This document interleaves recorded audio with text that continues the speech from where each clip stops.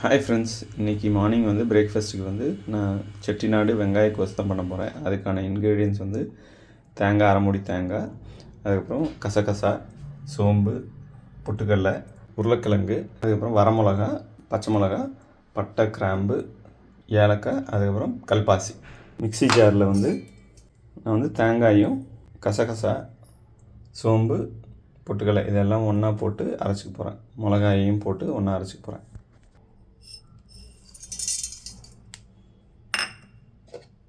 இதை வந்து ஃபைன் பேஸ்ட்டாக அரைச்சிக்கணும்.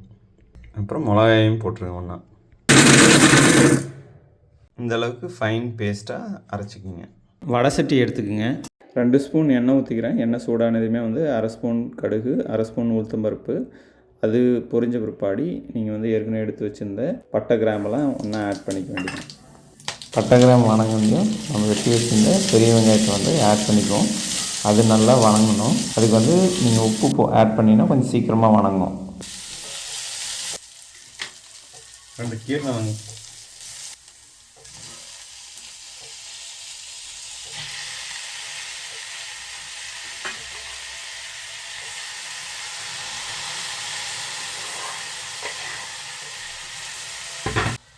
இப்போ வந்து நம்ம ஏற்கனவே கட் பண்ணி வச்சுருந்த உருளைக்கிழங்கு வந்து இதிலே போட்டுற வேண்டியது.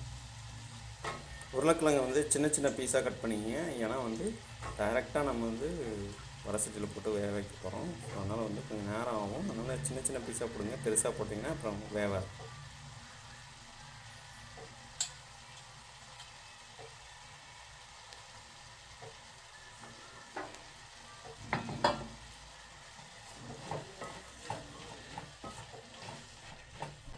நல்லா மிக்ஸ் பண்ண பிற்பாடி நான் கொஞ்சம் ஹை ஃப்ளேமில் வச்சு தான் பண்ண போகிறேன்.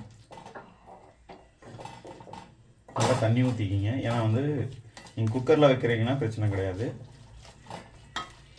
நான் இதிலே வைக்கிறதுனால, வடை சட்டியிலே வைக்கிறதுனால நான் ஹை ஃப்ளேமில் வச்சு தண்ணி நிறையா ஊற்றி நான் வந்து க்ளோஸ் பண்ணி வைக்க போகிறேன். ஒரு 10 minutes to 15 minutes. ஏன்னா உருளைக்கிழங்கு வேகணும்.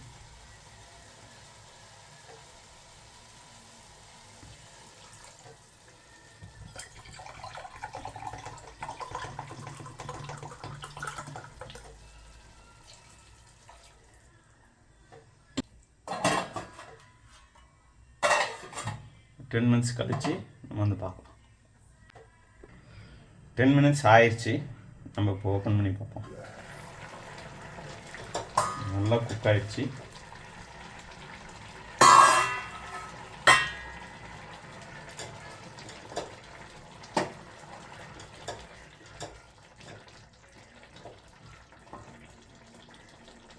ப்ரெஸ் பண்ணால் உங்கள் உருளைக்கிழங்கு வந்து சாஃப்டாக உடையணும். ஸோ சாஃப்டாக உடையுது.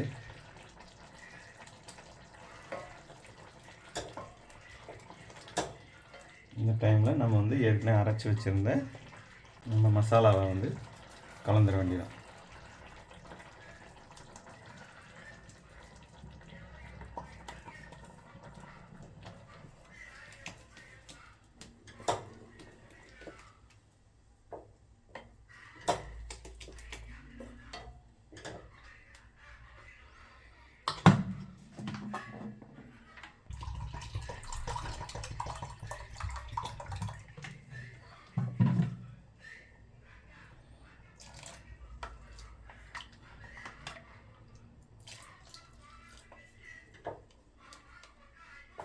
ஒரு கொதி வந்ததையும் இறக்கி வச்சிட வேண்டியது.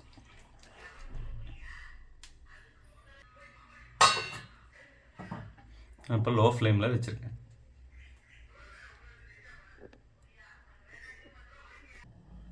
டென் மினிட்ஸ் ஆயிடுச்சு. ஸோ நம்ம செக் பண்ணுவோம். கொதிச்சிக்கிடுச்சு. நல்ல வாசம். ஸோ நம்ம அடுப்பு ஆஃப் பண்ணிட வேண்டியதான்.